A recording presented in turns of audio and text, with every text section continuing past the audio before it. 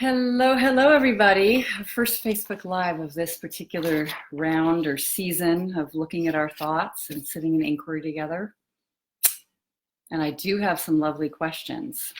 So some of you are on Marco Polo, some aren't. I would say give it a try if you haven't been there and aren't even sure what it is. And when I first started doing it in the past year as a testing application for this very kind of work, I found it way more delightful than I ever expected. And I'm finding that now in this group. So it's a great way to ask questions and not have to do it on writing. Okay. And then, of course, you can always email me too. No one has to be in any of these apps. All right. I see Abby's here. Awesome. Okay, everybody. So I'm just going to see, I think I just have another incoming question. Very good. All right. So, hello, everybody. First of all, a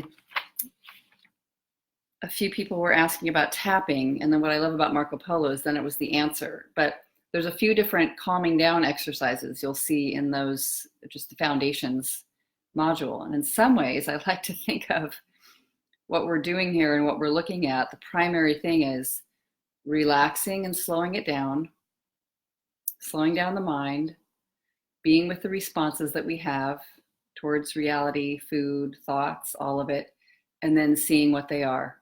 It's kind of strangely simple and also very difficult. I know it's not easy to do, but just seeing what these thoughts are. All right, so, oh good, Gabrielle, thank you. So, tapping. Somebody asked about tapping and how often we do it with our primary hand, like I'm right-handed, so I do it with my right hand. Do you have to do it with the left hand? No, you don't. You could try it though and just see how it feels, but you don't have to do it with, often people just do it one side. All right. And it can be a very interesting settling down exercise, just settling down the busyness, just settling it all down. Okay. So we did the work yesterday in the Zoom inquiry group. We did the work on I need to lose weight and how embedded that is and how strong that is and how it's almost difficult to find who would you be without the thought. So some different ways to work with that is just watching. If I just didn't have the thought for 5 minutes, we don't have to have the thought not have the thought forever, but just in the moment here. And it's kind of like I even think of who would I be without the thought I need to lose weight? And there I am, sitting with an uncomfortable amount of weight potentially. We can question absolutely any of it. And just continuing to see and meditate and be with that thought and watching all the fear that might arise if we don't have the thought. Oh, no, I'll eat everything in sight. I'll just constantly eat. It's a great thing to notice. Are you absolutely sure? It's kind of like, if I don't have that thought and I'm just here at ground zero in a way, what else is going on? And also bringing my body into it. Like, what do I actually want? If there isn't any right or wrong or check marks or rules or regulations about any of that.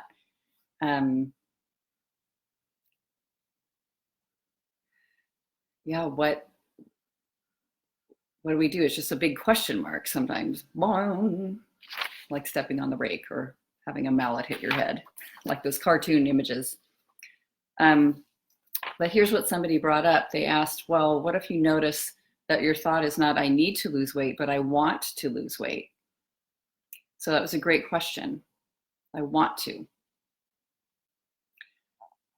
In some ways, it's not about like, you just notice that thought appears and it's really the story we begin to put on it. Everything that we put on, what does it mean if I want to lose weight? And this isn't about giving up that desire completely. Like I just have to never want what I want. It's too late. You already want it. Like that wanting is there, and then the mind will come in and say what it has to say about the wanting. You shouldn't be wanting that. You should be wanting that. You'll never get it. All that kind of thing. So just holding this interesting place of paradox, noticing that that sounds nice, and in this moment right now, just coming back to this moment right now. So these are just a few different ways to work with it. Right here, I want to lose weight. Yeah, it's very interesting. Okay, so one thing that you can do is just to see if you have any deeply stressful thoughts about why you want to lose weight, and just go ahead and let yourself write or speak out loud, like we're doing. Talk out loud why you want to lose weight. Just start saying it, listening and hearing, and noticing stressful reasons for wanting that. And first, just don't even worry about if they're stressful or not stressful. Just want them. Just noticing what you want. So I love, Gabrielle, you're saying here, I want it in order to please other people. Same as I have to. Fantastic to notice. Like where does this wanting and needing cross over, and am I distinguishing them? Am I making them separate? Am I not? So pleasing other people, I love this question. What will I get? What will I have if I had that? And it just doesn't mean you'll never get it if you question it. There'll be this thought like, if I question that, I'll never, ever, ever have it. It's almost I need to be motivated by this thing that I don't have, and in a very stressful way.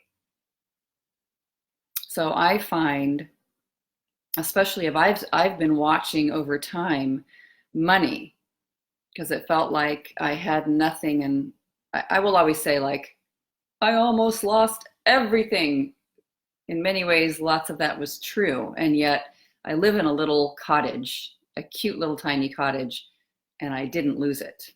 So everything, by definition, what is everything? So although there is so much that's different, I have shelter, I have a place, I live here. It's okay.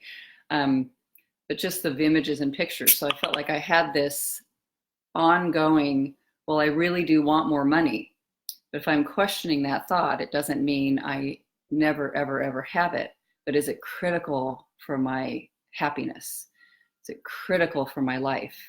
Could I be happy here? What an amazing thing to notice that I'm okay, or I'm safe.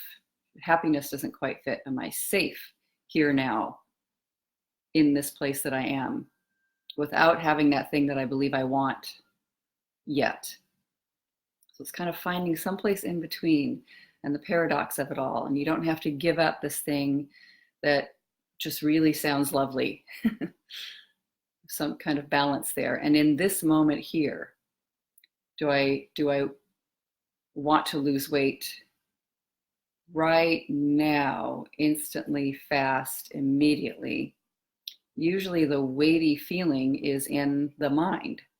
Like, is it absolutely necessary for it to change for me to feel peaceful or safe or happy? If I could wave a magic wand over this body in the moment, which we'll often think of as like, yes, that would be so good. When I had cancer, yes, this needs to be gone. I had grief. I remember I was crying on the operations table. I was looking up, and thank goodness I had the work. And I was just like, wow, I can't believe this is happening. I can't believe this is happening. And I love that I say, I can't believe this is happening. I'm already believing this is happening. But that would come out of my mouth all the time. I can't believe it. Which in a way is kind of a wise, I can't believe it. Not the whole story that I have in this moment. But yes, this sense or feeling of having something be underway and just noticing resistance. So anyway, back to this being in the state of body. I love Byron Katie I've heard her ask this question before. If you had a choice, would you rather have the body be different in this moment? Or would you rather have your mind be different in this moment? And most of us will say our mind. And it's okay if you even say, I'm not sure, maybe I'd rather have my body be different than my mind, which is an interesting answer. Like, I can be stressed in my mind, as long as my body's different, then everything will be fine. When I noticed that happened, even if I thought my body was really doing pretty great, I wasn't very happy in my head. So I'd rather have my mind. Rather have my mind lose the weight of the thinking. That's what I really want. And I like this question too. How do you think it's more likely that your body will actually lose weight? If you lose the weighty thinking in your mind, or if you keep it, like you grow it and make it even heavier in that mind? How is it more likely that you'll be accepting of your body and relaxed with your body and even balanced out with your body? Your body might balance itself out. So that's what I found to be true. Kind of shocked. It's like a same size clothing for years and years. What feels like years and years. It's not my whole lifetime. It's like since 2000 or early 2000s, since finding the work. And just letting that balance, like something happening and then a balance out. So maybe 2006 or something. Just little tiny fluctuations, not much, just balanced out. And I didn't decide ahead of time, like I used to, what the right weight was supposed to be. I just let it show me. So, very helpful. All right. Do you guys hear all those little clicks? That's a fabulous interaction of Slack. So I have the knock brush as my, so I just want to check and see if there's, yeah. So, okay, Jess, we're going to get you on eventually. I'm just saying this out loud because you'll probably be watching this afterwards later, that we just can't get you quite in that group. And we'll make sure that you're on later. You're inside there later. All right, and thank you all for replying to Jess and helping her. She just won't be there today, but we'll get on board. Okay. So let's move on to the next question. Anything else? Just share on here because I can see your comments live as they run along on wanting to lose weight and how interesting. We're just going to keep practicing. It's just noticing what we think we'll have. Why do we want that thing? It's like, why do I want more money, especially in the past at that time? I think it'll keep me safe. I think it'll keep me accepted. Like Gabrielle just mentioned, others will be pleased with me. There'll be no conflict. I'll have it more easy somehow. I'll have a sense of being healthy, whatever that is. I can't have that here. I will have that later. Interesting, but can you absolutely know that's true? Okay. Also, I love that Teresa said, who was asking this question about noticing maybe I don't need to lose weight, but I want to lose weight.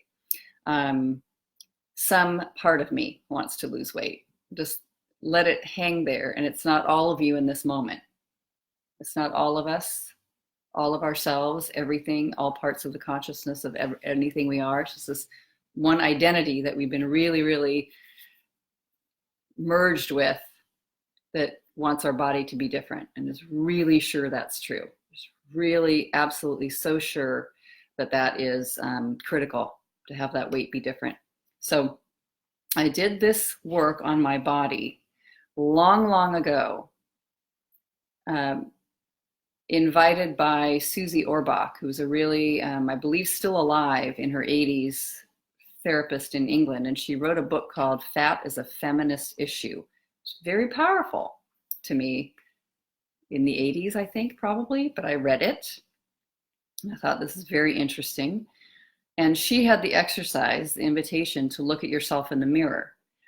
And when I first did this exercise, looking at myself naked in the mirror, I was like disgusted. And I almost like I couldn't even catch, looking with these glasses on, how you could ever not have the thought, there's something wrong with this body. But what's funny is then this same exercise was presented to me later, and I still was like, I am not doing that exercise. I hate it. I hate looking at myself in the mirror. I don't even like looking at myself in the window. Then it was presented to me again in another thing that I was involved in and interested in. Look at your body in the mirror. And a friend of mine and I joked, let's pretend we're doing a body exercise. And I actually was in a little special group sort of therapeutic program where you actually did this. Went up right in front of the whole group with only your underwear on. And some people chose, you could choose to do it completely naked if you wanted to and you felt safe enough. Co-ed, men and women. And you explained about your body and the scars on your body and the life you've had with your body as a story. And you could share with this group. Well, I found this exercise horrifying. I was only in my later 20s, and there was people in all age ranges and all the group. And I just was like, I can't do this exercise. I have to be clothed. So I was lightly clothed, but I couldn't believe people were doing it naked. And so there was the same exercise again, not even looking in the mirror, but having eyes actually look at me. So I thought if we upped the ante and made this exercise, which I joked with a friend, like I'm on stage in front of all these people looking. There's a whole entire audience looking at the body. What comes up? Why is that so scary? It's a great exercise. We're going to do this in the body module later, but bringing this to us right now, you know, what would feel horrifying about that? Why would I not like it? Who especially would I think they're seeing it and dismissing me or rejecting me or saying, ew, you know, get away from me, just like I've done? Who is doing that? Just notice what the images are in your own mind, because it helps to give a clue about why we want this body to look different and who we want to be accepting us, and the belief that they won't accept us unless we have our body a certain way. And what's interesting is sometimes that seems to be true, but then it can kind of show you who maybe you, depending on the stress or level of stress in that situation, it's okay for people to have their preferences. They like the color yellow and you are the color blue. No moral thing on it. It's just, oh, good. It shows you who likes the color yellow. So it's not going to go the way you think over here. It's just a lighter feeling and the preferences are still there. So, all right. I wanted to show you all a little journal. These are the kinds of journals I hand out. If you've been to an Eating Peace retreat or even a regular Work with Grace retreat, I often hand out little tiny books. You can get these at your office supply store. Put them in your pocket, put them in your bag. They are thought catchers. They're for writing. Just write down your thoughts. Just write them in there wherever you go, watching what seems repetitive. And if you don't get to writing, because writing really is slow for that mind, start talking out loud. Just wherever you are, start talking out loud. We're sharing on Marco Polo. Speak out loud in your car while you're driving. Say out loud. If you hear it, it can sometimes be like, what? Yeah, I really think that person is thinking, looking at me and thinking. You just say it out loud and you can hear yourself speak. So it's very, very helpful. Sometimes it can be entertaining and sort of interesting. Sometimes it can be feel heartbreaking, you know, and hard. You're just becoming aware of what it is that's in your mind that goes by so quickly. So I like to think of just watching all the shifts, watching the chatter pour itself out, watching the like screaming monkeys in the jungle, all having something to say, talking even at the same time, it seems like. There's the thoughts, listening, letting it be there, all the thoughts that we have about being the right shaped body, and not being able to eat what we want, not allowed. Rules and regulations about all of that. Okay, great. Sorry, you guys, I just realized that I can scroll down. So Gabrielle shares, I want to lose weight so I would blend in and not stick out. And when I'm overweight, it's like I have no privacy and people can see my dysfunction. The skinny people can hide. And I think I want to hide, but want honesty and transparency and authenticity more. Yeah. Some great thoughts there. And Kim, health thing is what I'm struggling with. Experimenting with food, throwing out the thought that I have sensitivities and that any food is bad. Ooh, that reminds me, somebody once did the work on I'm allergic to whatever it was. They stopped having food sensitivities doing the work. I'm just saying it can be pretty amazing. But we're not having expectations, like also getting something and thinking, I'm going to do it with a motive so that I can eat all those foods. We don't know where this is going. It's just noticing an ability to question our thinking.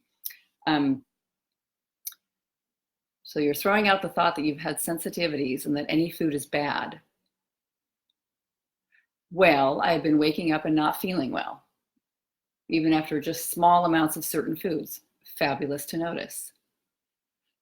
So I don't really care about losing weight. I just really want to feel healthy. You know, I would just say, as soon as you say, so is my physiological reaction to certain foods in my mind?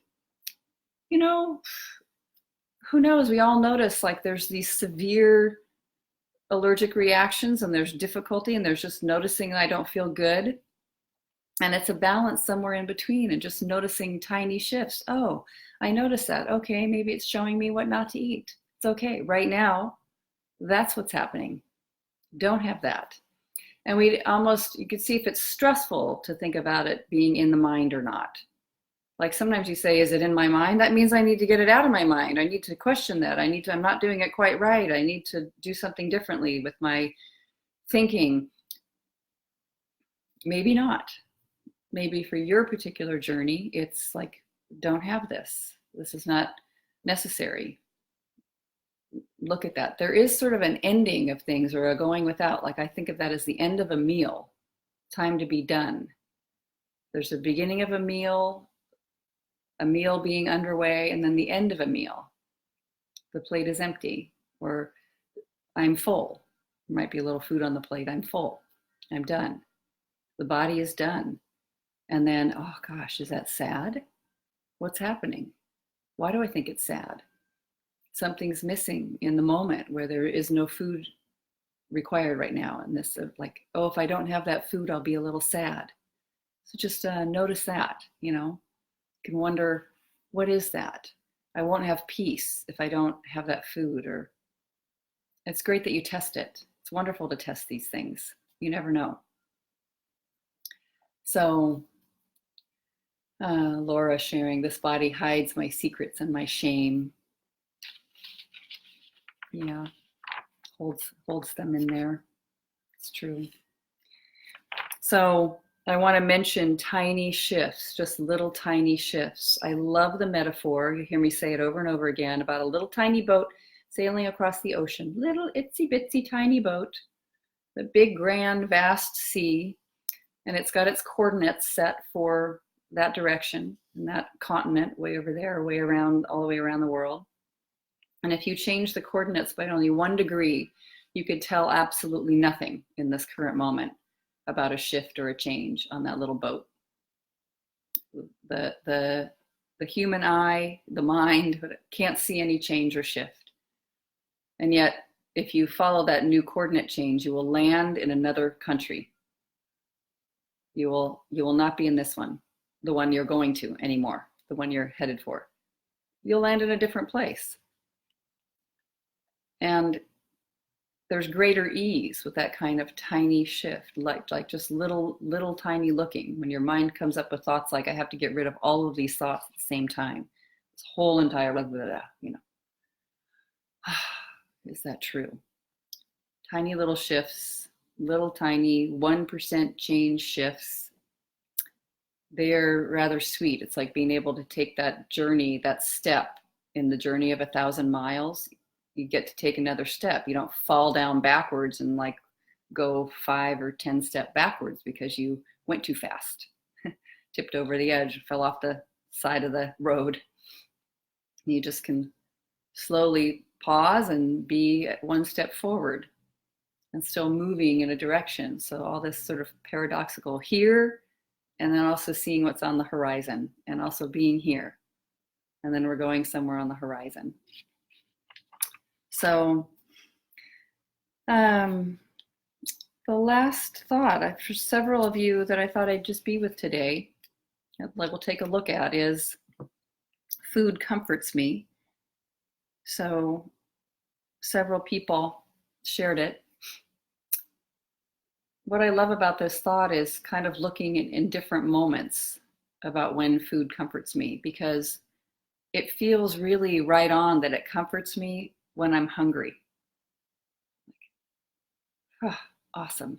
And how great it is for something to taste good. Now, if I was really, really hungry, it might not even care about whether it tastes good. Anything will taste good. It's like if you're incredibly thirsty, doesn't water just taste amazing? You're so thirsty, you're just like, oh my God, just fantastic. The joy of drinking the water when you're super thirsty. And then water's pretty dang good when you're just kind of thirsty. And it might feel like, if you're drinking water, great, but it doesn't have that incredibly brilliant match to the thirst if you're not super thirsty, but we still drink water during the day. Sometimes we have a few rules about water that come in, but it often doesn't have the same pull as food or eating. I know many of you notice. We just don't have that same intense pull with water. So I like noticing the difference. Both things that we're consuming and taking in, like air, and less judgment over there about the water. And so food, comforting, yes, and even kind of more dense, more of the material world, more like we have to chomp and chew and break up and crush all that food into bits and to a paste with our mouths. Just automatic response, what happens, and then we swallow and we're taking it in, so it has to go through a greater amount of energy, the swallowing that's happening. It's putting something denser into the body, like just merging in a more strong way. There's more energy somehow, but very comforting if you're hungry. And can also be lovely to have the delight of tasting something like, magnificent. Looking at tastes, our tongues are amazing. Comforting, kind of exciting, joyful. But noticing comfort when you are not actually hungry. So bringing the body along for the ride is what we're doing here. In fact, honoring the body, being with the body. It's great to question right then. Food is comforting. And look at every single part. It's comforting to see the food. Perhaps, yes. It's nice to know it's right here and it's available. My survival is not at stake. So food is available the minute I need it. Wonderful that it's here. But if I took it and put it in my mouth, maybe a bite, sort of comforting or interesting. Maybe the word isn't quite comforting. And maybe it's like, little bite. It's sort of relaxing, like I'm taking something in. I'm just taking in the world here. I'm putting something in. I'm connecting and making contact, and I'm tasting the moment. Could be comforting. And yet another bite, if I'm full, it is actually not comfortable. So I notice if I'm not hungry and I'm full and I'm eating, it almost feels, if you really sit and this is comforting. Is it true? Is that comforting? Just remember so many times of all that intense eating and almost feeling like crying at the same time that I'm eating. I'm not comfort. I'm so sad. I'm so frustrated. I'm so upset. I'm frightened. I'm terrified. I remember long ago, it was before I knew the work, but I was in all those different, you name it, therapies, but many of them very powerful. And I was in a group, and I was in one of my first jobs ever after graduating college. And my boss and I had an exchange in the morning, and I was just sure he was quite critical, being critical of me, and I was doing it wrong. The entire day I felt like eating, and the minute I left at 5 o'clock, I bounded down the steps, like leaping, running to the car to begin to drive to fast food places and start to eat. And being in therapy at the time, I was sharing with my therapist, and I realized in speaking with her and talking it out loud, he was angry with me. I was scared, and then I was angry.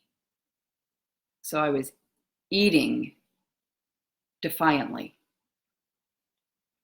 And there was something like I just couldn't, in my mind, I couldn't be angry, especially not with the boss. I would lose my job. It's terrible. I cannot speak up for myself. I can't say what you're thinking. Actually, this is the way it went. And like explaining, I just was, it was just so interesting. And it was like, that was like a 7-hour gap between acting out what happened with food and then the actual emotional moment that happened. And it was from this person asking me, you know, like, so when did that anxiety start to rise up? When did you start feeling angry? Or I wouldn't even admit it was anger at first. And I was going, this is angry eating. This is stormy eating. This is furious eating, tornado eating. And when did I have, what happened in my world that matched? And sometimes it's just memories. But it was triggered, there was a cue, and I later delayed reaction, angry eating it. That there was some sense of a little bit of comforting, but ultimately, is that actually comforting? It was more comforting to be talking about my anger and then actually being angry in the presence of the wonderful guide and therapist that I had at that moment. Somebody saying, makes sense that you were angry. I hear ya. I hear you. So I also love noticing under anger is fear. And so seeing what I was afraid of and just beginning to look at that boss-employee relationship that I had. And just seeing it was so suppressed. I could not be an equal. I have to do everything that person says. Do not defy them whatsoever. Don't talk back. It was exactly like my parenting experience growing up. That's how I treated this boss. And I don't even know if that boss, I'm pretty sure he did not have the same attitude as I did towards like the parenting cycle. I think he was just trying to be himself. So, all right. Laura, I love that you're sharing. Eating brings to me the present moment and is pleasurable. Yes, there is isn't that a beautiful thing to find? I'm here in the present. There's activity and aliveness right here in this present. Avoidance of what might be hurting from the past and the projection of the future. Yeah. Binging is not comforting, you share. And binging is frantic and fear and out of control. Yeah, not comforting. In fact, then we wind up not comforting ourselves, right, with our own behavior. We're reaching for something comforting, though. So we're practicing compassion in this program. Like, poor little thing, so scared, doesn't know where else to go, doing the best we can, trying to find some solid ground, some comfort. Taking in the breath can be more comforting even than that, and questioning our thoughts. Wait a minute, can I catch myself? Am I in my thoughts? Is this danger really as big as I think? As I sit with that and I remember that and look at that and imagine that. Is it really what I think? I can definitely say I had no idea what was actually going on with that boss employee moment. He's criticizing me. Is it true? No, I have no idea. Especially it's really long ago now, but I can kind of see his face. Remember, his name was Joe. Just sure that he's criticizing me. So sure. Turned around, I'm criticizing myself. I am putting myself in the back. I'm saying he's right. I'm just like totally taking in that I did it wrong. And so not meeting him with, it doesn't mean defending myself and justifying, but like just stepping forward and just saying, I hear what you're saying. And truth is, I'm a little scared right now. I'm scared I did it wrong. And I'm afraid if you're upset with me. So I just need to take a moment. And that can happen even in a boss-employee relationship where you can be looking at it right in that moment. So these memories, and good to maybe just catch them and write them down, the situations, the things that you remember, things that you know that you need to be comforted from. It might be more interesting. This is about not even trying to avoid comfort with food, but just looking at this comfort that I want. Can it happen in connection in another way? Can I make contact? Can I bring something into myself? Connection with people, loving connection with people. I always found that became more interesting. At first, I wasn't so sure. That's not going to work. Too dangerous. People are too dangerous, and yet that's what I really wanted. And to be able to work with that and articulate it and receive it, amazing. Cravings die down. All right, I think that's it for today, all. Just keep on sharing, keep on noticing, keep on talking out loud, all those thoughts. Beginning to write, no wrong way to do it. Just watching, noticing. All right, lots of love, everybody. See you Sunday. That's our next meditation is Sunday, 5 p.m. Pacific time, and that'll be Zoom. Lots of love.